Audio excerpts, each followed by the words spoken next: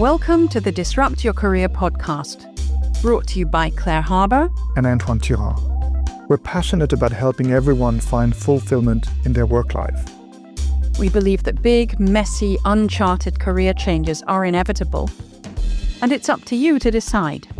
Will you take control and disrupt, or allow yourself to be disrupted? We wrote the book about it, and now we share here our conversations with other thinkers in this crucial area. Settle down and get ready to listen to this dose of wisdom.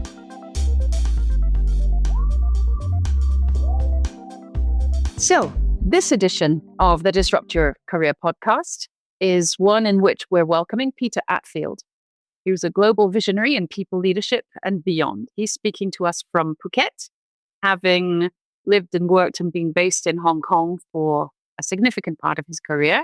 And I'm very happy to welcome him. Peter, thank you for joining me. Pleasure to be here, Claire. Looking forward to our conversation. Wonderful. Let's start with your career journey. You've been through several pivots and challenges in the 4-decade or so career, starting in finance and general management before moving towards people leadership and business partnering. You got your footing at academy organizations, as we call them, such as Shell and Unilever, before moving on to a series of prestigious Middle Eastern firms in both people and consulting roles, and even academics. You also spent almost 6 years as head of talent at Jardine Matheson in Hong Kong, before moving to a role today that is fully based on consulting. Please share with us how this extraordinary career unfolded. Tell us about the role that both design or serendipity have played, and perhaps share with us some of your moments of pride and achievements and some of the challenges. I'd love to be able to say it was all by design. And, I carefully thought it all through and not really. I sort of think of my career in 3 blocks. I started off in finance for 9 or 10 years or so. I decided at the ripe old age of 27 or something like that I didn't like finance anymore. And despite the fact that I'd studied it at university and all of that, I didn't really know what I wanted to do next. Quite frankly, I had no idea. And through a connection of my father in Australia at the time, I got a job in a consulting firm or PA Consulting Group, which at the time was very big in Australia. And I sort of joined on the basis of, well, I'm going to stay here for 12 months until I work out what I really want to do. And then 13 years later, I stopped consulting, having realized I really, really enjoyed it. And I think I was quite good at it. And the last few years of that consulting experience was very much in people-related, organization-related topics, and sort of the segue into HR in 1999, which was sort of my last block. Sort of happened almost naturally from that experience that I'd had in consulting. And then on the HR side, just to sort of wrap up this part of my story is, I spent about 24 years in HR in total, and probably about half of it in business partnering roles in both locally, regionally, and globally, and the other half in expertise roles, particularly in the talent and OD and L&D spaces. And I like both. I wouldn't pigeonhole myself as, I like one more than the other, although pushed to sort of come up with an answer, I'm probably more sort of suited to the expertise end of things.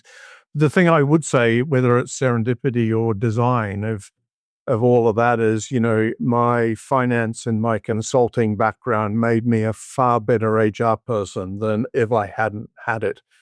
For obvious reasons, really. I was commercially savvy, I guess, is the language it gets used. I knew how to read financial statements and all that sort of stuff. And also on the consulting side, the sort of strategic understanding, the dealing with multiple senior leadership teams across different sort of countries and clients, etc. And all of that stood me in fantastic stead to be a better HR professional, I think. That's sort of the story in a nutshell. And then, in March last year, after 46 years of corporate life spread between everything I just said, I decided enough was enough on the corporate side. And I've gone back to doing some consulting, not full time, but, I'm sort of trying to build a portfolio of interesting things, as you do, with a bit of consulting, going back to doing a bit of teaching, also looking at some interim opportunities as and when they come up. You asked about moments of pride, achievement, moments of challenge. The moments of pride far outweigh the moments of challenge, I would sort of say firstly. But the things that really sort of stick in my mind, and I think it plays a little bit to where my spike is, if you like, in terms of functional background in HR and business. One of my spikes or red threads, if you like, through my career is large scale organization transformation change, culture change, structural change, operating model change, all of those areas. And there were two experiences I had, both in Unilever, actually. One was in Brazil in the early 2000s, where Unilever went from being a bunch of random operating companies in different countries to a much more integrated, regionally integrated business, which, was massively successful in Unilever at the time and became the precursor and the blueprint actually for what Unilever subsequently did globally in 2004 and onwards. And I was also part of that. So I got asked to go back from Latin America to London, and I was a big part of that one Unilever, as it was called, journey. So I still think fondly of that time in my career, probably two of the best jobs I ever had. Great people, successful business, blah, blah, blah. So, I think that. And then the other sort of moment of pride, I think, is probably my last role with Jardine Matheson in Hong Kong, where I was for 6 years, where I was the Chief Talent and Learning Officer. And basically the brief in that role was blow it all up and start again. This was a very large $35-40 billion conglomerate. Its HR practices were good, but not great. And, I had a ball, basically, sort of redesigning everything from performance management to talent reviews, to succession planning, to the learning and development curriculum, to the engagement process, and et cetera. And we got lots of sort of accolades, awards, recognition, but that was just sort of icing on the cake. It was in essence, the work we did, I felt really, really fulfilled by, and we did a fantastic job. I guess the biggest challenge, and we might talk about it later in vis-a-vis one of your other questions, but for sure, the biggest challenge I had was moving from the UK to the Middle East, and moving from what had primarily been a multinational background up until then to large family, local business environments in the Middle East. And neither had a good time nor did very well in that period of my career. So live and learn. So that probably goes down as the biggest challenge. That's honest, candid, and it's important. We don't generally have a ball from the very beginning to the very end. Let's look at the leadership of some of those organizations that you've worked in. Obviously, in your role as a strategic part of HR and talent, then you've worked alongside some pretty extraordinary CEOs and or perhaps business unit leaders. What have you learned in terms of leadership lessons that you might want to share? I have a raggedy, call it a piece of paper, but it's a Word document that I jot things down as I think of it. But I would sum it all up, and this is probably a real cliche, Claire, but what I've decided after all of that is leadership really, really, really matters. I've sort of had the extremes of seeing really poor and brilliant leadership. And, it's so easy to tell the difference between the two when you've seen both and you have that perspective.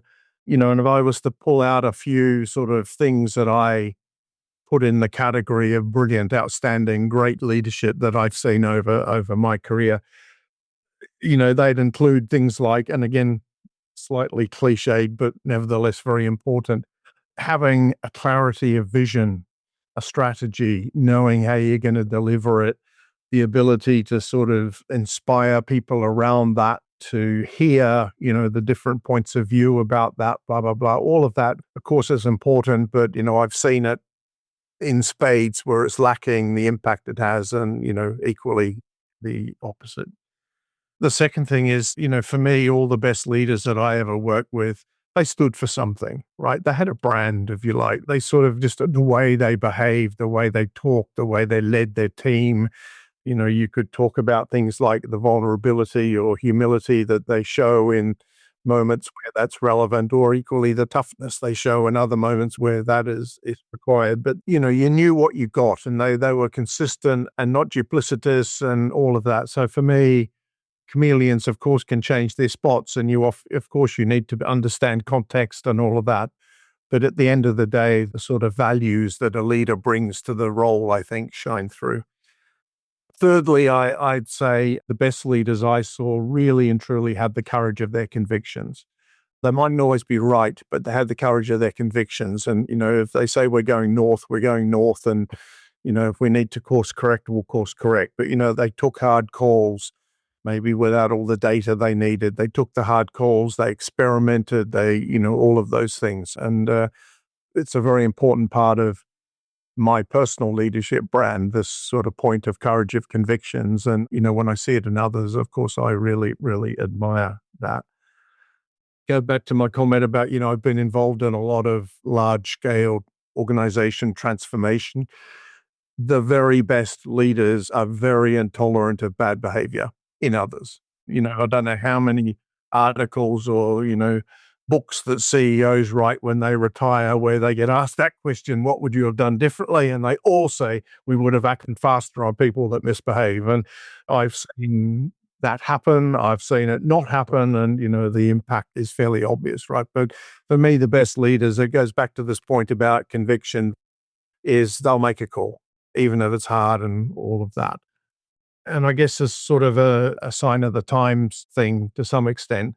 I'm sure we weren't talking about coping with ambiguity and resilience and grit and all the other words but my God, do you need it today? We weren't talking about it 20 years ago, I'm sure. But, and again, I think that's sort of a function, I think, of personal courage. It's a function of their own personal wellness and energy and all that. If you want, they create the space to enable themselves to cope with the huge demands that are on them today. So there are a few things, Claire, that sort of stick in my mind, but I just to sort of reiterate my conclusion from working alongside great leaders is they matter. They really, really matter. These people that say that organizations are leader-proof don't believe that. Absolutely. Couldn't agree more. I wonder if you'd care to go more deeply into this question of a very challenging transition that you made. You referred to one context earlier, but if you could just take us through some of the story so that we can understand where the challenges lay and how you tackled them, because difficult transitions come in for all of us at some point. They say don't try and change too much at once. You can't cope with it. So I changed countries, I changed cultures, I changed the type of company I was working for, et cetera, et cetera. I spent a couple of years in Kuwait, which is, I think it's not an easy posting, put it that way, for a Westerner. And then I spent 4 years in Dubai, having had, prior to going to the Middle East, 3 employers in the 30 years preceding that or something. I proceeded then to have 5 employers in the next 6 years, which is probably some indication of how hard I found it to settle and indeed how hard it was to assimilate. I thought long and hard about this, and I read many books about, what does it take for a Westerner to be successful in the Middle East. The overall conclusion that I came to is that, before I say that, just let me say one thing. Despite the fact I've lived all around the world, I'm currently living in country number 10, right? And I've lived everywhere. And I visited and worked in another 85 or something. So I've been all over the place. And I thought I was quite culturally sensitive, adaptable, all of that. The Middle East is like all of that on steroids. It's an amazing amalgam of sort of different nationalities from all around the world. And the thing that's sort of interesting there is there's lots of tension. So, for example, if you take all the sort of Arab countries, that most of them don't like each other very much, right? And partly it's religious, but the Jordanians don't like the Lebanese, who don't like the Egyptians, who don't like the et cetera, et cetera. The Indians who don't like the Pakistanis, and even within India, the Keralans don't like them, people from Mumbai or Chennai, all of that. And it's just impossible to get your head around, right? Sort of from an HR standpoint, well, let's have one culture and all of that. No, it's impossible, right? Sort of the power of national cultures, if you like, sort of was way stronger than the power of the corporate culture. By the way, I think that's different in multinationals, but certainly in these family companies. And I found that they were sort of often run by cliques. So, the Lebanese mafia or the Egyptian mafia or whatever. And if you weren't in the tent, it was very hard to break into the tent. I sort of struggled with that, all that sort of difference and diversity. Secondly, all of the jobs that I had in the Middle East, I was employed on the same premise, which, if you talk to any Western expat in the Middle East, we all fall for the same story and we all sort of have the same issues as a result. So, we need someone like you who's got a multinational background because we want to modernize, we want to change, we want world-class practices, we want blah, blah, blah, and your background is fantastic and please come and help us, right? What they don't tell you is that, when you start to look under rocks and start to make recommendations about what could be different or change, oh, no, we didn't mean that. No. So, the sort of role modeling effect, back to what I said about leadership, if you like. I don't think many of the leadership role models that I met in my career were in that period. I'm generalizing slightly because there were one or two, but you get my drift. Absolutely. We want to change, but actually we don't want to change. I vividly recall in one of my, and this was just probably a kamikaze question in a job interview, but I got the job anyway. But I got all this message that, we need people like you, blah, blah, blah. And I said, well, that's fantastic. But let me ask you a question, Mr. CEO and brother, who was sitting in the room as well. There will no doubt come a point in time when I say to you both that, it might be time to look in the mirror, right? In terms of things that you're doing, saying, thinking, whatever, that are impacting in a way that maybe you don't know. Are you up for that? Are you prepared for that? Oh, for sure. Absolutely. That's what we need. No. Not at all. Yes. I guess enough said, but I think, the other sort of conclusion I formed at the end of all that is, I think fundamentally there's a difference between Western leaders and Middle Eastern leaders. I'm not saying this is who's right and who's wrong. I'm just saying there's a difference that, my moral compass, which my parents taught me, obviously, and society taught me, has got right and wrong on the end. And I interpret things through that lens. The moral compass in the Middle East does not have right and wrong. It has honor and shame, right? There are all sorts of practices that I would put in the wrong category that in the end you couldn't do anything about because, you get into this shame point that you don't do that. So yeah, a failed cultural assimilation, I'll call it that. Well, that's one way of being tough on yourself, but I guess it's also a question of knowing when to step away from a cultural environment that doesn't suit one and seeking out one that does. And I did. Indeed. Let's use that idea of seeking out new environments to talk a little bit about early stage career people. It's not an easy time for anybody just graduating from university or whatever they're doing as their final bit of education to be either finding or indeed identifying the right sort of career. But what advice would you like to share for our audience who might be parents or indeed the young people themselves? There are two sort of pieces of writing that I've sort of done over a while ago, actually, that I've carried with me in my career. One of them was what I called the general principles for building successful careers. Up until 2 or 3 years ago, I used to say, and they're timeless.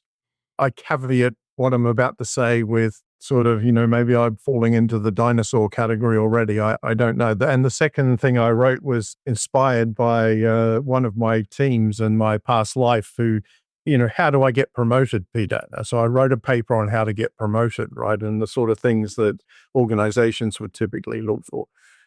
And I hesitate to say, but, in my mind, the answer to both are quite timeless, actually. So if I talk about careers, or I think about careers, for example, most organizations will talk about being a meritocracy. So what does that mean? Well, you need sustained performance over time. If you aspire to get more senior, and that performance needs to be, recognized and whatever. Obviously, your technical skills are important, your functional skills, but also your people competencies, your leadership competencies. You need to keep developing those. And as you move into more senior or different roles, obviously there's an expectation that you display those things at a higher level. There's always a lot of argument about breadth and depth, depending on, if you want to be a deep specialist in something, fine, we'll stay very deep and very narrow. But I think they used to talk about the M-shaped career model where, you were deep in two or three different things and broad in a couple. My point is, depending on what you aspire to be, you need to understand the right mix of breadth and depth in a role. I would venture to suggest that in any sort of C-suite role in any organization, you need both.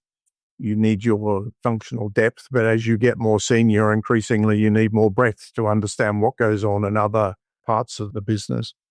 I call them the Qs, but the sort of EQ, the PQ, the political savvy, the sort of the SQ, the social savvy, except all of that savviness is important to build as you get more senior. But I think the big thing that's changed, and this is over the last 10, 15 years really, is, there used to be such a thing as a career ladder or something that, your dad was on and, you could see it from the time you joined to the time you left 40 years later.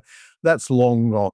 Firstly, people are not joining organizations for that long anyway, but this whole concept of what they call the career lattice sort of emerged, which is more like the jungle gym of sort of going up and sideways and down. Yeah. All of I think you need to be prepared, particularly as we're all living longer and people are going to have to reinvent themselves when they're 60 or 70 or whatever it is. You have to accept that you're probably going to have to sort of take one step backward to go forward again, or sideways, or whatever it might be. I don't think any of that advice was rocket science. Is probably the same as I would have got 10 years ago, but I still believe it's important. And I just think some of those things are, particularly if you aspire to more senior roles, will continue to be important. Definitely. Thank you. Let's talk about your opinion on critical roles. You recently carried out a large survey of HR leaders on how they treat the most critical roles in their organizations. What have you been learning from this study? We just published the results of this research, actually. This was done with the Talent Strategy Group, and we did a survey of 250 companies globally, answered the survey, so a reasonable sample size across the world. And I don't know whether to laugh or cry, actually, when I look at the results of this as an HR professional. On the one hand, 86% of companies who answered this survey said they identify critical roles. Tick. Of that 86%, a large number, around about 80%, said they've got quite a rigorous methodology for doing that, looking at strategic impact, et cetera, although personally, I'm not sure I fully believe that. From what I've seen in the real world companies, it's usually a bit more anecdotal than it is analytical. But anyway, so 86% identify them, nearly 80% have some sort of rigorous process for doing it. But then it all falls apart. So it's like we've ticked the box, we've got critical roles identified, but then 57% of companies ensure that the people in those roles are high potential, high performing people. 28% hold the managers accountable for people in those roles, for their development and for them doing a good job. 25% of companies say they make sure that people in those roles have a really good development plan. And worst of all, only 14% of companies said that they make sure that these so-called critical roles are actually achievable. The person's got the freedom to operate and the resource and all that sort of stuff to be able to do the role effectively. So personal opinion, I think they're vital. I've been playing in this space for 15 years, back to my Unilever days. Very, very important. I've never, ever believed that all talent is created equal. Everyone's a talent. I don't believe that. Talent contributes in differentiated ways to organizations, or people contribute in different ways. And here we are in 2025 with a survey result like that. So to say, good news, most companies seem to be thinking about it or doing something. Bad news, they don't execute. And for me, that's a pretty sad reflection on the HR profession, actually. Well, you've got strong opinions on what's needed to develop forward-looking leaders. We're in 2025. You've got this sad reality on the one side. What do we need to do? Or more importantly, what do these leaders that we're talking about need to do? Again, this is like the holy grail of leadership development. Over, God knows how many billions are spent on leadership development. I can't remember the latest statistic, but it's a lot.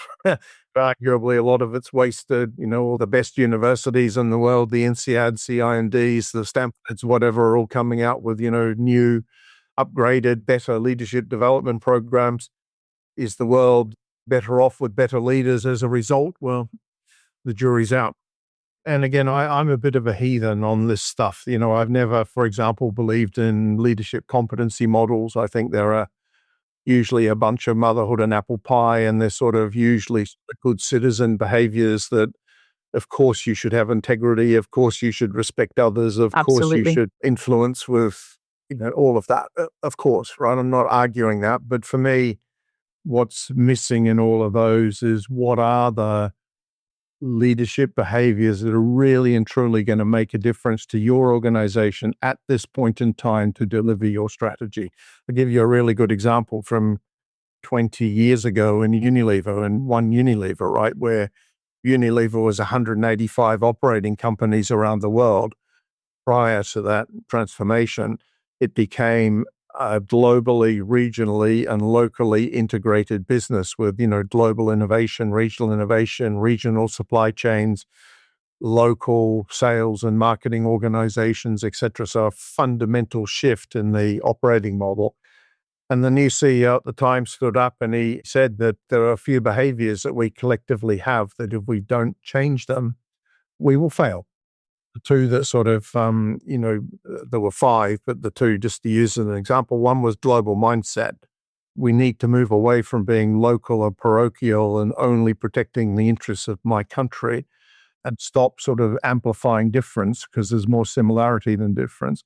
And secondly, he talked about action, not debate. Unilever was famous for being slow at everything because everything became a debate. Back to the point of your question, that for me, what was important for leadership at that point in time for Unilever was not all the motherhood and apple pie and the competency model, which, by the way, we ditched. It was these few behaviors that were really going to move the needle. My point on this is there's a context here, and I think that's where a lot of the very best leaders are the ones that can sort of be ambidextrous, if you like, across contexts. What made them successful in one place may not make them successful in another. Every leader's got a toolbox of things that they've learned over the years and applied and whatever, but it's contextual. And sort of having the situational judgment, if you like, the situational awareness to know how to apply my tools in a differentiated way, I think is really important for leaders for tomorrow. The second thing I'd say, and this goes back a little bit to the point I was making before about things being timeless. There was a wonderful piece of research that was done by a professor in IMD a while ago. He wrote a book called Leadership OS, Operating System. And basically he and his partner looked at hundreds of leadership studies over decades of leadership research. And they weren't looking for the competencies, if you like, that everyone was talking about. They were looking at what are the outcomes that great leadership drives in organizations. Interesting. So their hypothesis was, and they boiled it down to three headings with a whole bunch of things underneath it, which was trust, clarity, and momentum. And if leaders do nothing else in their organizations but build trust in the followership, provide clarity about where we're going and how we're going to get there, enable momentum through sort of the right delegation, authorities, empowerment, all of that, then you've got half a chance of being successful. And I have some respect for that thinking, that at the end of the day, if you think about leadership as outcomes, not inputs, then you might think about it differently. And then, there's a model that I'm affiliated with IMD these days, and, they talk a lot about ambidextrous leadership, which is a concept that's been around for quite a while, but they've sort of packaged it up and brought it back for today's world. That's all about, the great leaders are able to perform today and transform tomorrow at the same time. They've sort of distilled that down into a capability model for leaders. They've assessed about 7,000 or 8,000 leaders who've gone through their programs against this model. And they've sort of come up with a statistic that there's about 12% of leaders that have gone through that assessment who are truly ambidextrous, right? And that number's stubbornly stuck. Their sort of hypothesis is, well, we need to train more people or develop more people who are more ambidextrous, if you like, in the ability to sort of run today and run tomorrow at the same time. My personal opinion is that that might be slightly nirvana. Of course, there are people like that, but I don't think it's ever going to be everyone. You're either a sort of a future thinker and an experimenter and an innovator, or you're a, operations engineer that runs the operation and does it very, very well. I actually think it's more about if you're in a C-suite and you've got this perform today, transform tomorrow agenda, you need the right mix of people around the table, and they won't all be the same. Thinking more carefully about that is probably a message that many organizations need to take. I think you've given some great orientations, definitely, in terms of things that still need to be done. And I love the fact that in many respects, what you're doing is humanizing them and simplifying them and moving away from the endless BS that business schools professors love to pontificate on. I hate to use cliches, but, self-awareness. Yes, absolutely. The lack of self-awareness with some leaders for me is, all feedback is good, even if it isn't, sort of thing. And not only that, taking the time to step back and look at what's motivating you, what's getting in the way, your personal energy, what's draining it, all of those things, I think is, again, very best leaders have this sort of self-vulnerability, even though they don't show it externally, but they're vulnerable with themselves to be able to reflect on what's driving them and how they might need to change that to be more effective. So, and you're speaking to somebody who works on this a great deal with our clients and was probably the worst example of it in her earlier career stages, but we often teach what we most need to learn.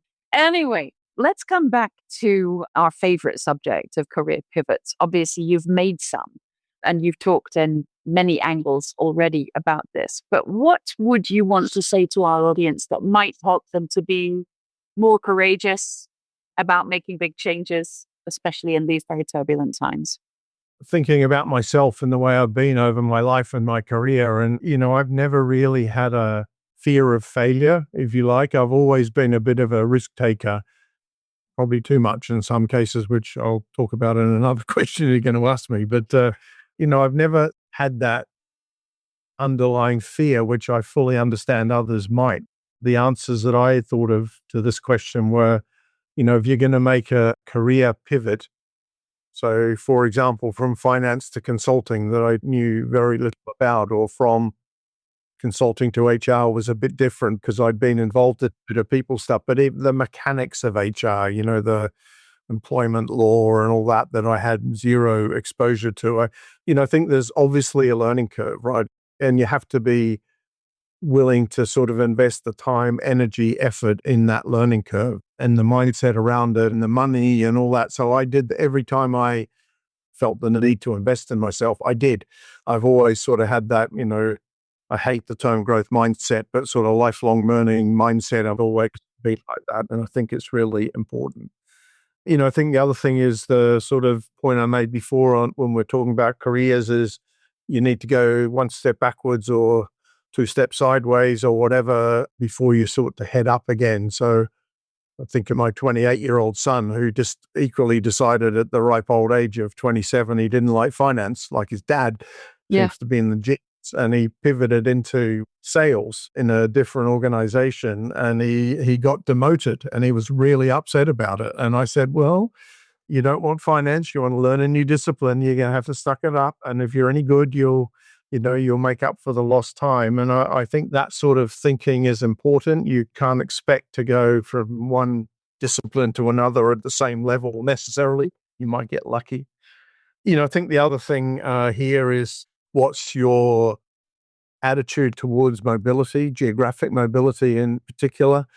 A lot of people will close off options because of that, or indeed in many organizations, or we even saw it with this work from home or not work from home thing more recently, right? Whether it's right or wrong, but it's a fact that, you don't get promoted if you're working from home. In the old days, if you don't go from Australia to the UK, you won't get promoted up in Shell, for example. If you want to be senior in Shell, you need to go to the UK at some point. So that whole sort of thought about what's your attitude to mobility, what's the family's attitude to mobility, et cetera, is really important. The last thing that I'd say is I sort of kept saying this to myself when I was in the Middle East and not having the world's greatest time, was stop looking backwards and look forward. You made a choice. It is what it is. You've got to make the best of it. And yeah, but it's hard to tell someone to be courageous and take a risk, right? There's all sorts of other factors in play here, but you need to make a decision with all the facts and implications at least thought through. For sure. And when we're younger, particularly when you allude to your son, and actually we're now going to turn our attention to 18-year-old Peter, it's not obvious what the criteria really are for being thoughtful and mindful of one's career when one doesn't have all the data in front of one. But if you could now go back and talk to 18-year-old Peter and give him a bit of advice, what would you be telling him? My funny answer, but it's sort of got large elements of truth, is please do not make risky investments in alternative assets would be my number one. Yeah, I could have advice. done that to 18-year-old Claire as well. Yes. Yeah, because, I've been bitten way too many times and I'm sort of suffering the consequences of that now. Stop trying to be a smarty pants and think you can outperform the stock market or, absolutely. the high interest bearing deposit by buying some fancy alternative asset would be Indeed. a very important piece of advice.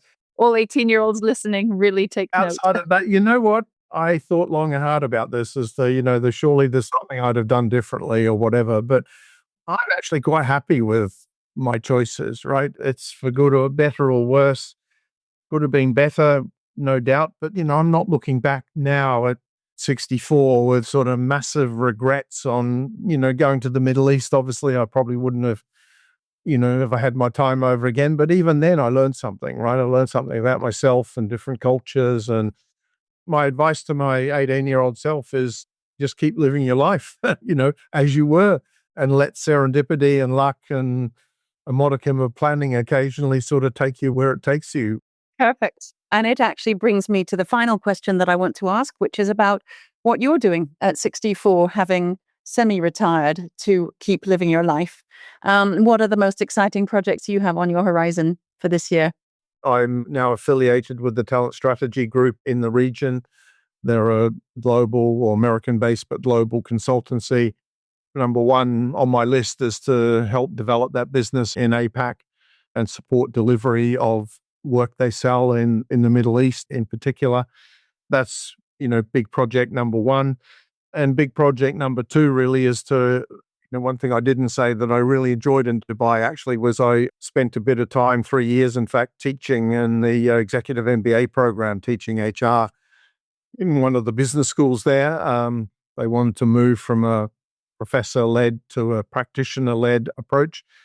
And long story short, I had a ball, really, really liked it. And so I'm now, project number two is looking at other opportunities to go back into that executive education space and deliver programs. Again, not to get rich, but I like it. Keeps your brain working and forces you to keep current and all of those things. So they're the two main things, Claire, on my radar screen. Fantastic. Well, those look like important and enjoyable projects, and we look forward to following them over the next little while. Peter, thank you so much for joining us. It's been a beautiful and edifying experience, one of our longer recordings, but I think that nobody will regret that being the case. Thank you so much. Thank you, Claire. Nice to talk to you. We hope you enjoyed hearing from this month's guest as much as we did. Do go and check out our work on disrupt-your-career.com and come back soon. Thank you.